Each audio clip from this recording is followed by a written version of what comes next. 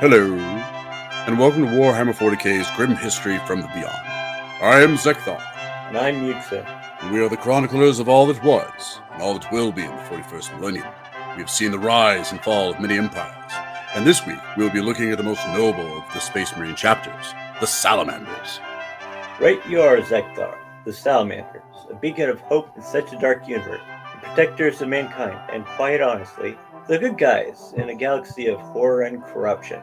They are benevolent guardians of humanity, where every child is precious to them, and no sacrifice is too great to save a single human's life.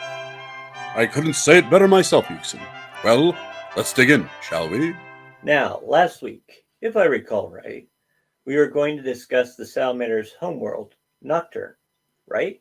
That's right, Yuksen. Nocturne. Not the greatest place for a vacation. I think you heard it best from a smithy from the planet, and I quote, Have you ever been to our benighted world? Its name literally means night, but we do not dwell in darkness. Hell comes to our cities and our peoples. It visits upon the earth such ravages as to make the sky black as sackcloth, and the ground spew red, molten death. It is not a hospitable world, this world, for monsters lurk in its dark depths, and death is but a slip away for the careless, the unwary, or simply the ill-fortuned. It is not a populous world because much of it cannot be populated. The mountains are bleak, craggy places. Their summits wreathed with poisonous fumes. The deserts are many, and they are desolate, unforgiving plains of ash. Our few rivers are veins of acid and alkali, tainted by the sulfurous earth. We have no forest, save for the petrified groves that lurk in the hot shadows of our tallest peaks. Our fauna takes to the air on leather wings, or hunts the dune with tusk and claw. It's serpentine, reptilian, chitinous, and saurian. But it is our home, this broken land, and we defend it with our blood and breath. Woe betide any who come here seeking to put it asunder. They will find it a terrible place, a very terrible place. Sounds scary. Indeed. Nocturne is the homeworld of the Salamanders, located in the segmentum ultima of the Imperium of Man, and is usually classified by the Imperium Administratum as both a feudal world and a death world, obviously. When not at war, the Salamanders prefer to live among the people of Nocturne and Prometheus, its massive close-orbiting moon, and usually serve as the leaders of the Nocturian settlements. Once every 15 Terran years, the world and moon approach so closely that Nocturne is almost torn to pieces by the resulting gravitic stresses. This is called the time of trial by the Nocturnian people. Vast tidal waves crash across the seas. Whoa. Seas? Yes, seas of molten lava. Ah, but where do they get their water? And thousands of volcanoes explode, their ash and fumes further blotting out the weak haze from the sun of Nocturne, where the powerful earthquakes constantly ravage the land. All life is sent reeling, towns collapse, and people die with heartbreaking regularity. Then a terrible winter sets in for the next 3.5 years. The young freeze, and most, if not all, of the native reptilian livestock dies, unable to withstand the extreme cold as they had the heat. One of the largest volcanic mountains on Nocturne is named Mount Deathfire. This is where the most massive of the great fire-resistant reptiles called salamanders, who are common on Nocturne, live, and the largest of them are known as fire drakes. Even through this inhospitality, it is still fairly populated. During the last imperial census, the total population of this death planet was a cool 15 million. Really? That many people live in that horrid place? Indeed. Now, this world may seem a strange place for humans to live and even thrive, but the Nocturnian people have been molded both physically and mentally into stronger and more resilient forms by this adversity. Time of trial also brings great rewards. Rich veins of gems and strategic metals are revealed, large enough to be mined by the Nocturnian clans to pay for new livestock and food on the Imperium's interplanetary markets. The Salamanders and other residents of Nocturne live in giant underground sanctuary cities, the largest of which is called Hesiod, and which tend to be home to a single one of the Nocturnian people's clans. Each of the Salamander companies is usually recruited entirely from one of these clan settlements, so that the battle brothers of the company will share their clan as well as the chapter loyalty, and will also feel strongly connected to their homeworld's common people. Salamanders either live on Prometheus in the fortress monastery or live among the people of Nocturne, where they usually serve as leaders of the clan settlements that dominate the Nocturnian population. It should be noted that the people of Nocturne have been slightly mutated by their constant exposure to the high levels of radioactivity present on their world due to the radioactive rare earth elements often uncovered by the extreme volcanism. They have developed deep ebony skins, regardless of their original ethnicities, and the irises of their eyes now glow red in the darkness because they developed over many generations the ability to see in the infrared levels of the electromagnetic spectrum to deal with the constant volcanic pollution that blocks out their world's sunlight. These same physical characteristics are also present in every Salamander space marine. The Imperium Ecclesiarchy does not consider these mutations heretical, as the Salamanders and the Nocturnians themselves have always been among the most staunchly loyal to the Emperor of the Space Marine chapter. The Promethean cult prevalent on the world is an accepted variant of the Imperial cult. Now, the Promethean cult has been passed down from generation to generation, and even dates back before Vulcan. Yet it must be noted that Vulcan was to put such beliefs into writing, a work of both clear vision and deep allegory. It drew both upon ancient Terran philosophical and martial thought, and the rich culture of the mythic history of Nocturne on which Vulcan had been raised.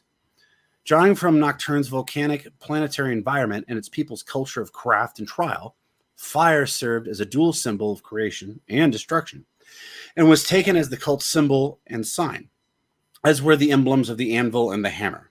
Implacable determination and the ability to endure any hardship is of equal importance within the teachings of the Promethean cult. And trials of endurance and strength, often marked by ritual scarring or branding, become commonplace in their training and ongoing spiritual discipline. These practices, alongside overtly mystical elements of the Salamanders' belief systems, became commented on as barbaric by their few detractors, some of whom saw the growing strength of the Promethean cult within the Legion as superstition and falsehood, contrary to the rationalism that defined the imperial truth. That the cult promoted the worship of no gods and set as its fundamental tenet the primacy of humanity in the cosmos was enough to deflect such criticisms, though, in most cases. The Prometheans believed deeply in the virtues of self-reliance and self-sacrifice for others, long-defining cultural values of the Nocturnian people, who have struggled to survive the harsh environment of their volcanic and earthquake-wrecked homeworld. This cult is praised and taught to all, but approved by the governing council on the fortress monastery of the moon Prometheus, which they named Prometheus. The Salamanders should be honored for their many great qualities, but originality isn't one of them. True, brother. The names of their cities and structures may not be well named, but I disagree. Their work in the foundries are quite original and truly wondrous. Fair enough, brother. But please, carry on about the governing council. Right.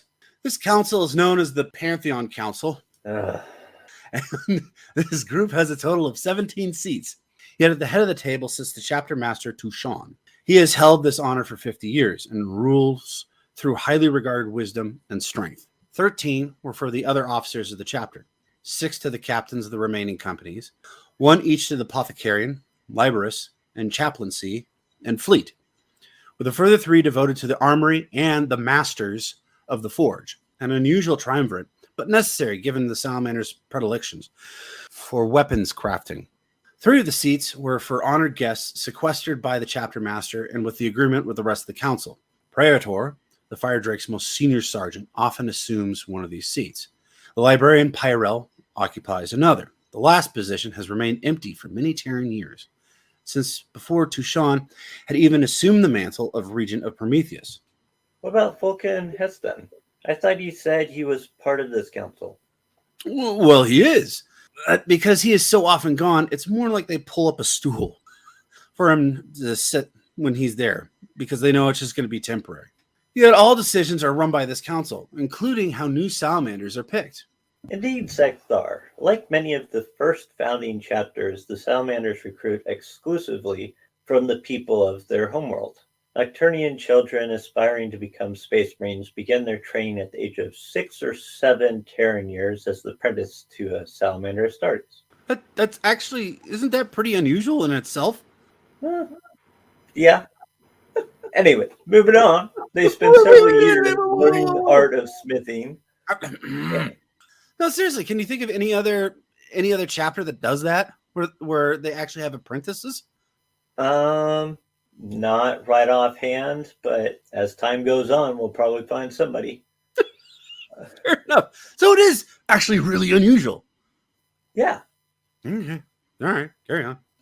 Anyways, they spent several standard years learning the art of smithing, and the most able of these apprentices are judged by the chapter's apothecaries and chaplains to see if they are worthy and quite honestly capable of surviving the gene seed organ implantation process to become space marines. Their training includes many of the same trials the Emperor and Vulcan competed in according to Nocturnian legend, such as the Anvil Hold. Their training finally culminates in the hunting and slaying of a massive salamander on Mount Deathfire. These names.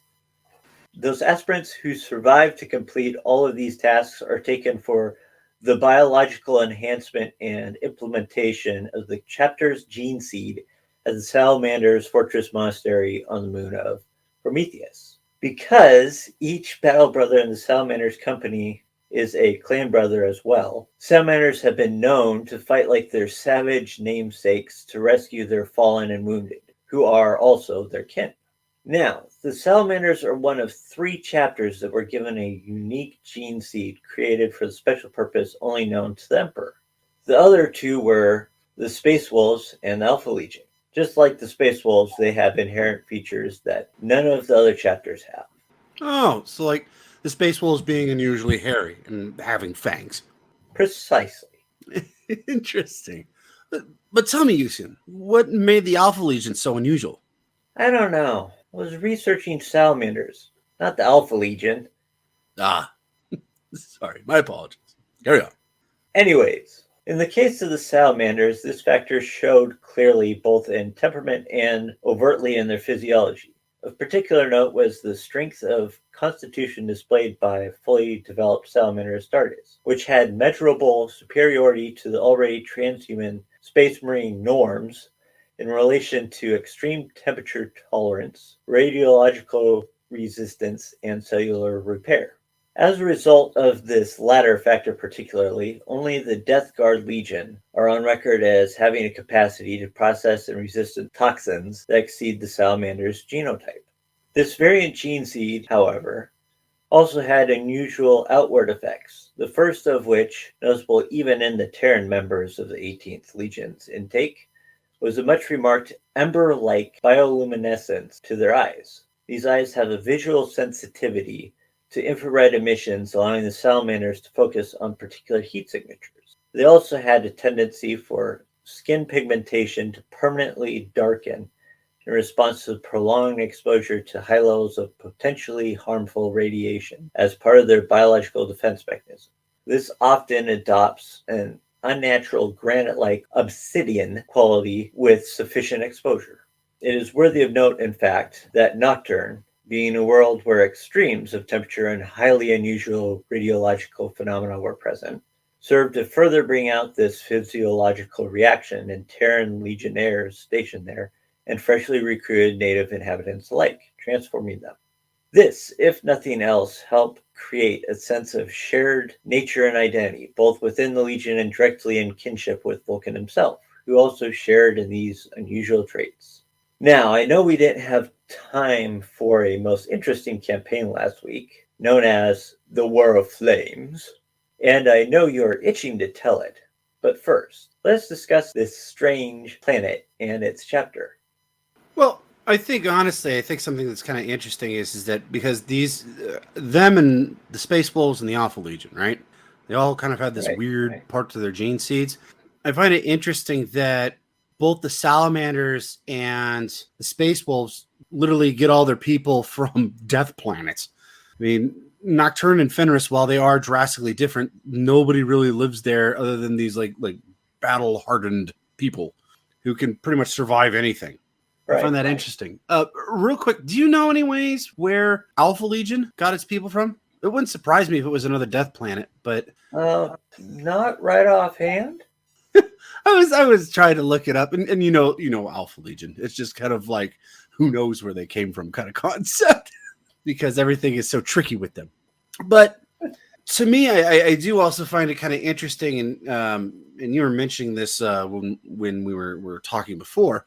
Why on earth did the Emperor spend so much time on this chapter, giving it a different type of gene seed when it seems like he's just kind of like thrown them to the wolves constantly and just uses them as an expendable unit? I mean, to me, that doesn't make a whole lot of sense. Does it to you? Do you have any ideas about that, or?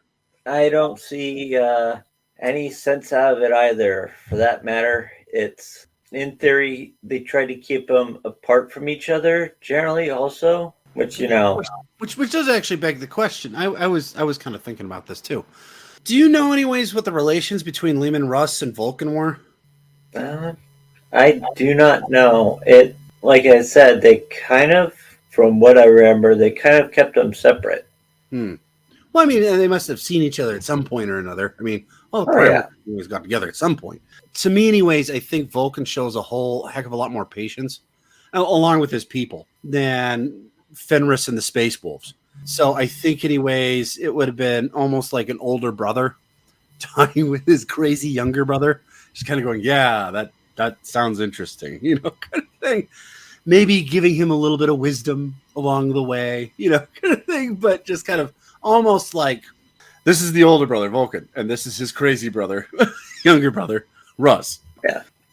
Okay, I do have one last question for you real quick. But before we get to that, I do think that we should mention here, anyways, how the planet honestly has shaped these amazing Astartes. They live on this horrible world full of radioactive waste, and it's kind of molded these guys. I mean, how would you describe it best? Describe what? How it's a horrid place that most people wouldn't even No. How it's really truly molded the Salamanders into being these very stoic, humble, soldiers of doom.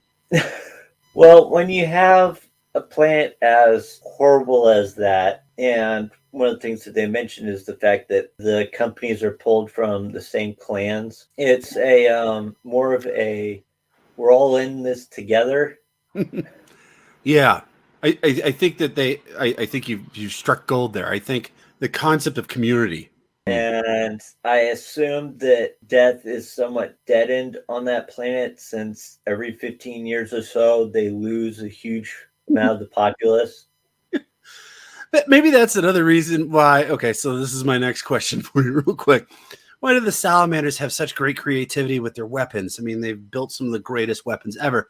And they have lousy names for like everything on their planet. Mount Fire Death? No, it's not Fire Death. It's Fire Doom.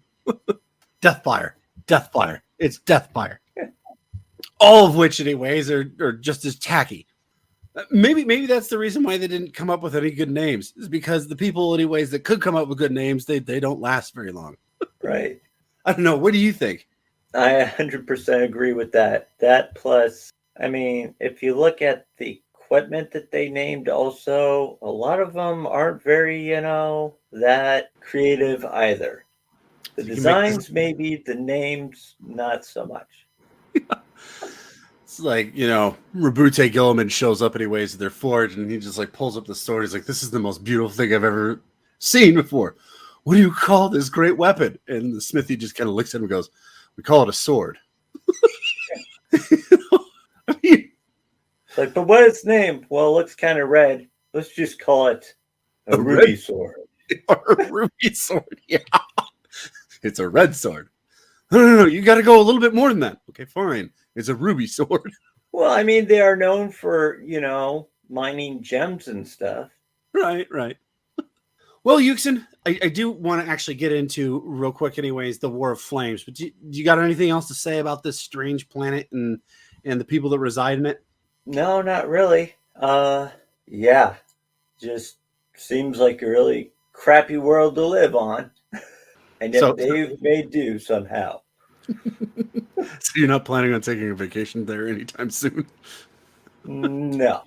What if Vulcan invites us? No. We'll have to politely decline. I see. Well, anyways, getting into the War of Flames. I have to warn you, Yuksen, there's very little chronicling on this next war, in which the Salamanders take part of, but it has some important similarities to what happened to the Space Wolves around the same time. The time of which I speak is the Age of Apostasy. Okay, the Age of Apostasy was the second period of interstellar civil war that consumed the Imperium of Man in the early 36th millennium. The terrible conflicts of the Age of Apostasy grew in part out of a long-running political struggle between the Administratum and the Adeptus Ministerium for dominance over the Imperium's governance. The period is usually divided into two separate major events by the imperial historians, known as the Reign of Blood and the Plague of Unbelief. While what happened to the Space Wolves took place in the second era, the Plague of Unbelief, the Salamanders' War takes place during the time of the Reign of Blood. To explain this civil war briefly, it was a few greedy men trying to take over the Imperium of Man through the Church of the Imperial Cult. It's the easiest way to describe it. Now, the Salamanders, as we've already explained, have a problem with murdering humans. While they will kill people in defense of the Empire, it is under the gravest of circumstances. I mean, remember, they are the protectors of mankind. So when the safety of the Empire's civilians was ruled irrelevant to the new Imperial Cult, Salamanders refused to bend the knee. It drew the ire of tyrant George Vandier's right-hand man, the Arch-Cardinal Parigino. Now, George Vandier, the High Lord of Terra, commanded both the Administratum and the Ecclesiarchy, and ruled the Imperium according to his own wishes instead of in accordance with the Emperor's will. He became drunk with power and used the Emperor's name as a tool to take complete control over the Empire. And like I said before, Arch-Cardinal Parigino was his strong right hand and did not like the fact that the Salamanders were balking at his orders. Thus, he declared the Promethean Cult to be heretical. The religion of the Salamanders.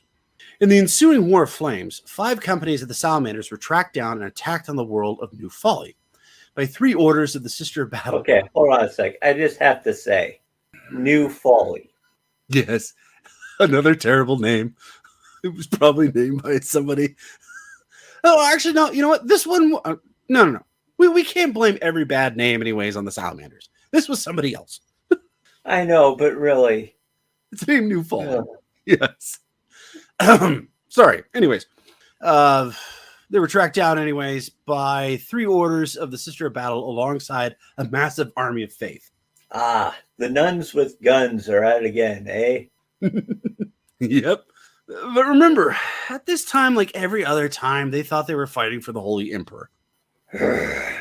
Such blind zeal always leads to folly. Yes, I believe that is a correct statement. But faith is a tricky thing, and sometimes faith requires trust in the teachings of one faith, does it not? True, faith does require an absence of statistics, but knowledge in one's faith allows one a sense of morality, not simply the blind leading the blind. True, but don't you mean in this situation, the tyrannical leading the blind? Yes, I guess I do. But remember, folks, that the powerful will try to use your faith to sway you to their beliefs. But I think we are getting far afield. Remember, brother, we are historians, not theologians. Right you are, Yuksen. Where was I? Oh yes, the world of New Folly. At first, the Salamanders fought only to defend themselves, but then, when the army of faith struck New Folly's hive cities, they could no longer stand idly by. The sons of Vulcan went on the offensive, and a bloody war began. Now, can you imagine 5 whole companies of Salamanders letting loose? The armies of faith burned, didn't they? Yeah. Well, actually, no. Thankfully, news of Parigino's death at the hands of the Inquisition arrived, and the Ecclesiarchy forces dissipated, leaving the Salamanders victorious.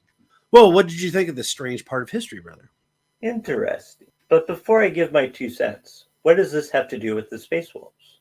Oh, sorry, I almost forgot. The Space Wolves dealt with the Imperial Cult later on, and they even went so far as to try to take the Fang. Surely this didn't work. Of course not. And if you folks want to hear about it, go ahead and listen to my mini box on the Fang, part 2. Another plug.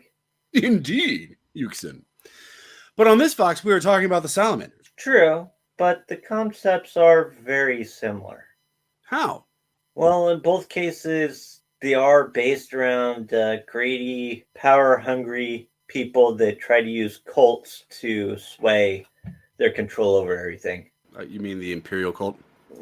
If you remember correctly, actually, the teachings of Vicaros kind of made a different sort of religion that wasn't the Imperial Cult religion. And that's the religion that basically said everybody should fight for themselves. Oh, yeah. His was kind of like a really detracted version of the empirical truth. Which is why also, if he had ever tried to recruit the Sisters of Battle, he probably would have been killed by the Sisters of Battle. Ironically, yes. The nuns with guns would never have followed him. No. But I will also say, anyways, I will say one of the big differences, though, is that the Imperial Cult never actually tried to take Nocturne. I think that would have had just as amusing results as when Bakaris, anyways, tried to take the Fang. It's just not a good idea trying to take the homeworld of an Astartes chapter. It just doesn't work. It makes no sense. I mean, in the case of Bakaris, it was more of to do with pride and trying to get the people out of the way. Trying, though, to actually take over and inhabit either of those places would be stupidity. That's actually a good point. I didn't even think about that. It's just like, congratulations, you conquered Fenris. Now what are you going to do? I'm going to leave. Because this place is terrible. Well, I see we do have some extra time. Perhaps we delve into an old classic. A couple more notable salamanders? I'm glad you asked. We'll go with the Iron Dragon. Oh, you're talking about Cassian Vaughn. Yes. He's also known as Cassian Dracos, the Fallen Master, the Twice Dead, and the Avatar of the Sacred Flame. He was the first Lord Commander of the 18th from the time it was founded on Terra during the Unification Wars until the discovery of Primarch Vulcan on the world of Nocturne during the Great Crusade. Ooh. He fought in the Unification Wars? Was he part of the assault on the Tempest Galleries? Yes. Oh. And he was in charge until Vulcan found Salamanders fighting for their lives against millions of orcs. This is unfortunately where Cassian was mortally wounded in combat against them, but such was the esteem in which Vulcan held this warrior that he fashioned for him a unique dreadnought sarcophagus known as the Dracos Revenant, or the Iron Dragon. If you recall, I covered this in our box about Vulcan. Quite right, brother. And you did a very good job. But please continue. Well, during the drop site massacre of Isstvan 5, not Istvan, Isstvan 5. Hey now! Just Cassian because I butcher low Gothic doesn't mean you have to. Cassian fought with unmatched fury, first spearheading the attack against the enemy. Then, as the second wave showed their true colors as supporters of the traitors, War Master Horus stood fast while those around him were slaughtered.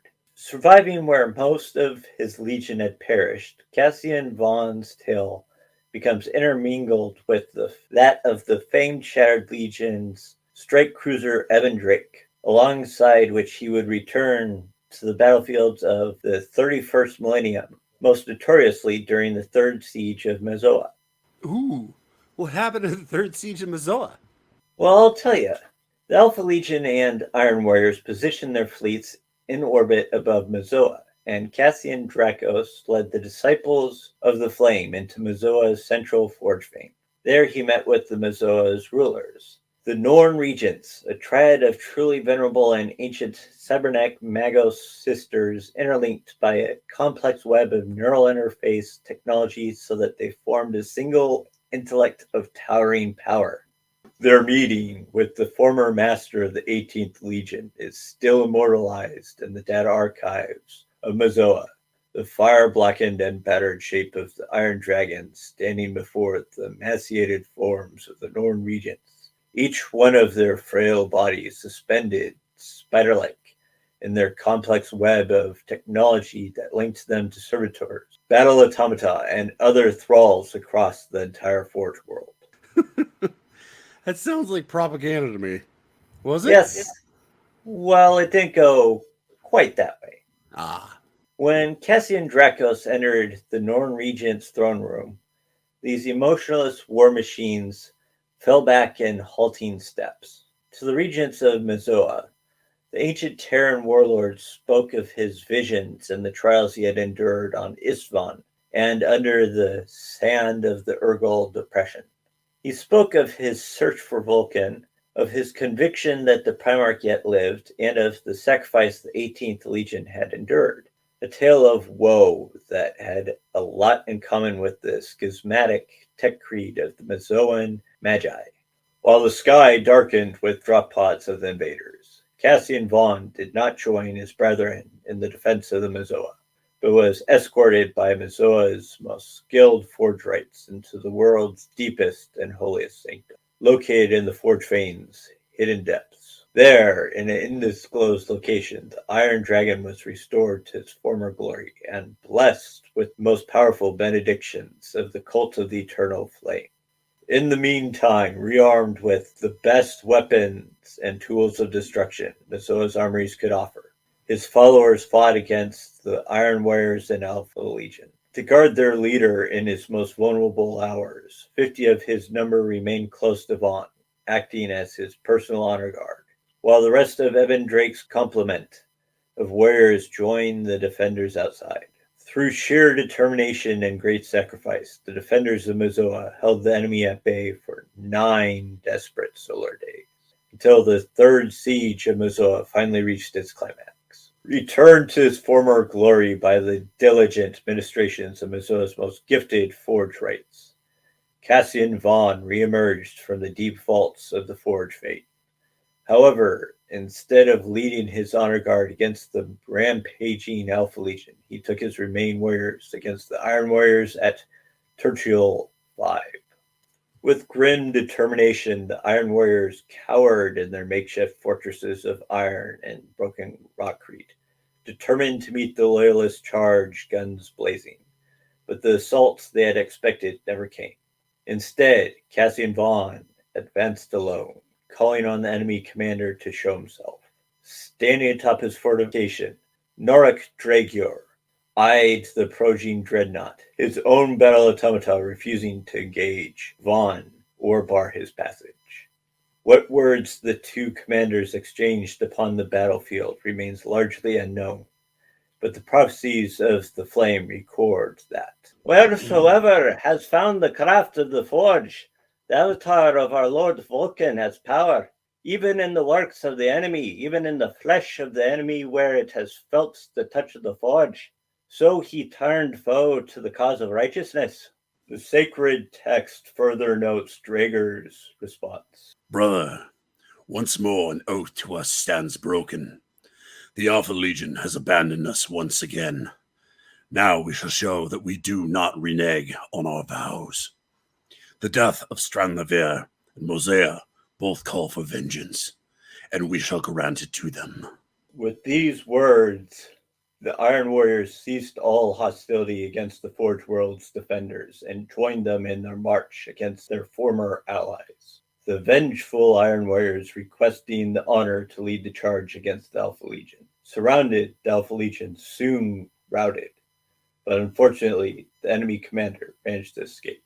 This would mark the end of the third siege of Mazoa and the beginning of Dracos' career as acting warlord of the Disciples of the Flame, with Norik Dragur as his new right hand. Following the initial success, Cassian Vaughn would lead several bloody raids against the traitor-held star systems, further weakening Horus's grip in this region of space. Wow, that is a great story. But tell me, Yuksen, what did happen to Cassian Vaughn? His final fate remains unknown, but I would assume he somehow passed away since the Salamander chapter has continued to put fallen Battle Brothers in the sarcophagus. Huh. So, yeah, it's a mystery, but really. So, but since it is the Iron Dragon sarcophagus, only the most highly individualist, strong-willed, and warlike souls have the remotest chance of surviving the Dreadnought's activation process. These fallen warriors' strength of will, combined with the dark machine spirit of the Dreadnought in which they are entombed for all eternity, make for a very potent warrior on the battlefield. The current occupant of the Dracos Revenant, known in the late 41st millennium as the Iron Dragon, is Sakhar Brearth, called by his battle brothers Brearth Ashmantle, a former captain of the Fourth Company. Perhaps he alone knows what happens to Cassian. Now Brearth Ashmantle has a record all of his own. Shall I tell his story? As much as I'd like to hear it, no. We do not have the time. But before we move on to my notable salamander, Pellas Mir'San, I think we should discuss the difference between Cassian and the oldest dreadnought known, Bjorn the Fell-Handed. Now, before I ask for your kind of concept between the two, are we really sure Cassian's dead? Well, like I said before, it would make no sense to take him out of the dreadnought sarcophagus. Because that would mean that he would died, unless somebody out there in this great big universe anyways had the technology to heal him. Right? Right? So there is a possibility that he's still alive. Except for we know that the oldest space wolf living is Bjorn. So the oldest space marine. What I say? Theoretically, you said space wolf. He is, yes. He is the oldest space wolf. We do know that for a fact. But according to Imperium historians, anyways, he is the oldest space marine.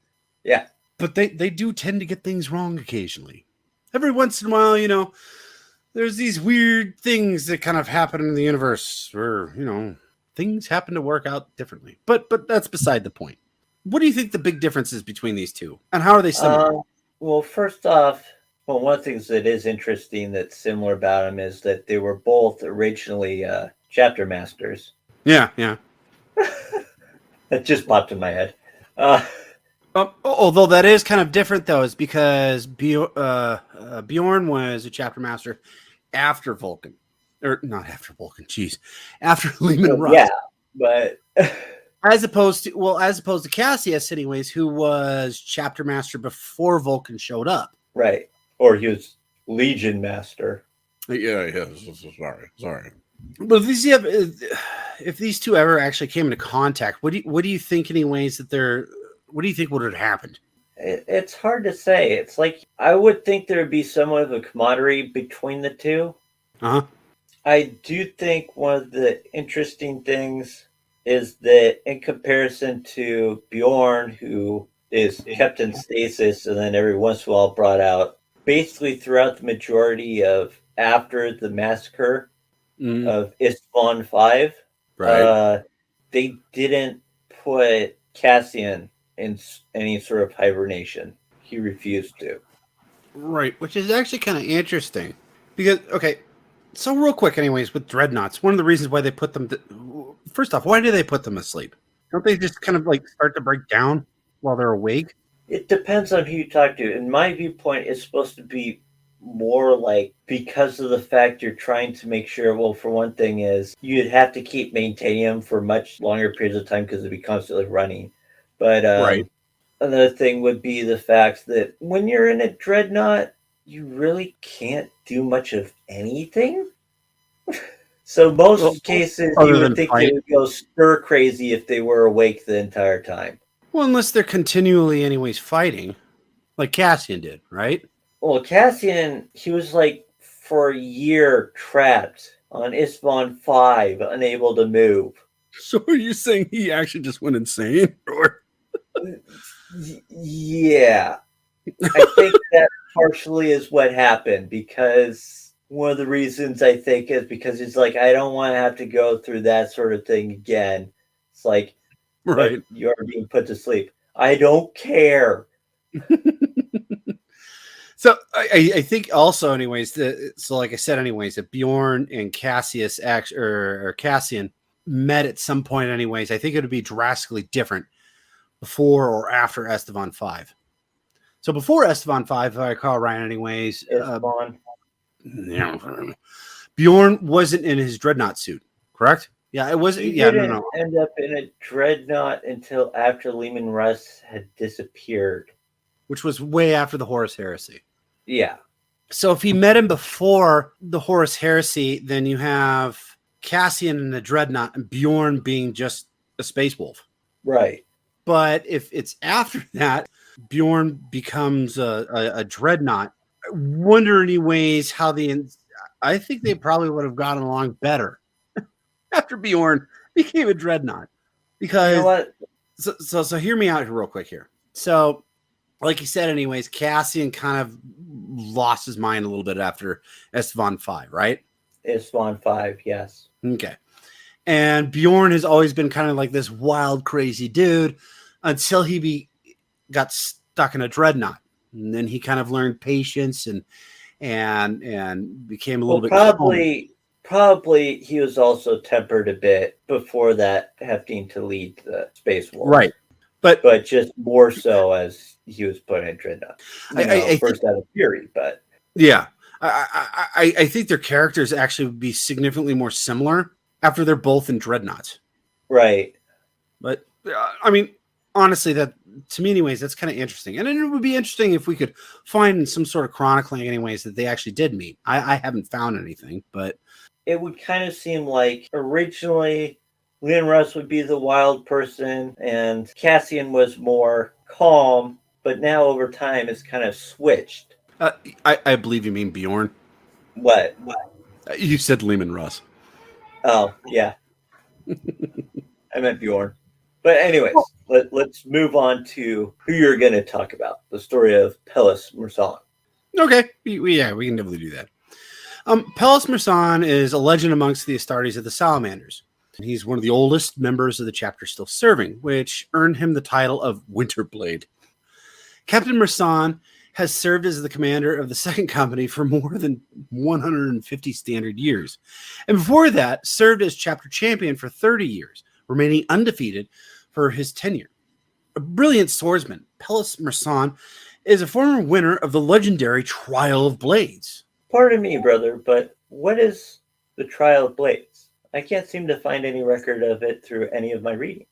I'm actually kind of glad you mentioned that, Yuksen, because I can't find anything about it either. If I had to venture a guess, I would say it's similar to the Feast of Blades set up by Rogal Dorn. The Feast of Blades is a centennial competition of honor held between the Imperial Fist, Space Marine chapter, and its successor chapters.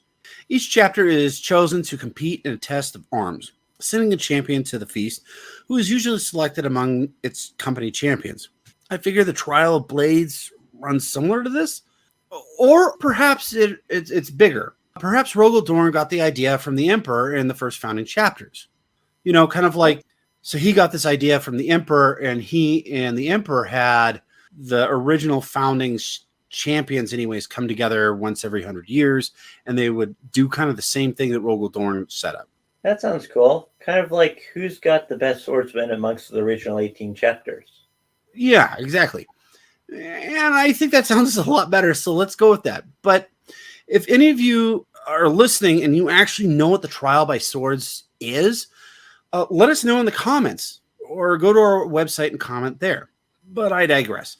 Pellas is known for his discipline and pursuit of excellence to the duelist arts, as well as the creation of some of the finest power swords in the Salamanders' history. He has lost nothing of his phenomenal skills at arms, despite his skin graying to the color of cold forge ashes, and the light in his eyes dulling to a deep crimson. He has tempered the blade of his wisdom to a fine edge through his experiences with countless enemies and innumerable conflicts. Conflicts like what? Well, Captain Mir'San is most famous for his commanding the Salamanders' second chapter throughout their involvement during the Badab War against the infamous Tyrant of Badab, Luft Heron, of the renegade Astral Claws. Initially, the Salamanders were reluctant to get involved in the conflict, having fought alongside both the Astral Claws and the Firehawks as recently as the Lecanthos Drift campaign of the 1810s M41. And the chapter was greatly troubled to intervene on either side despite direct calls to do so. When proof was provided to them by the Legate Inquisitor in charge of prosecuting the war with the Astral Claws had broken faith fully with the ancient covenants of the Imperium and the embrace of the service of chaos, the Salamanders were forced by duty to act. The chapter could only send one battle company, Pellas' second, as the rest of the chapter was already committed elsewhere. Although few in number, the Salamanders' force was heavily engaged throughout the conflict until the bitter end. playing key roles in several important events that defined the course of the war. Mir'San was also part of the Salamander strike force that went to aid the besieged Imperial Navy base at Thrastos from an attack by an orc war boss, Borzog. Borzog. That name sounds familiar. Yes, I thought you might recognize it. He's one of the survivors of the orc horde that was defeated by the Salamanders at the Fires of Festos. Ah, yes. Now I remember. He swore he would get his revenge against the Salamanders. Yes. And after many years, he sprung his trap with an entire orc fleet, which engaged Pellas' unit. The outnumbered strike force was then forced to fight their way clear of the ambush, but dozens of their battle brothers were slain by the orcs. In turn, Mir'San is among those salamanders who survived. He vowed to take revenge against Borzog and yearns to do so to this very day. Well, folks, that's all the time we have for today. Join us next week for our monthly questions and answers, where we answer any questions you guys have sent us. Please send your questions to our website at www.asharaka.com. That's www.asharaka.com. Indeed. We will also be looking next week at a few particular units of salamanders and their favorite weapons, the flamethrowers. Thank you for listening, and feel free to like, comment, subscribe, and follow. And as always, This is Zeckthar And Yuksen. signing off.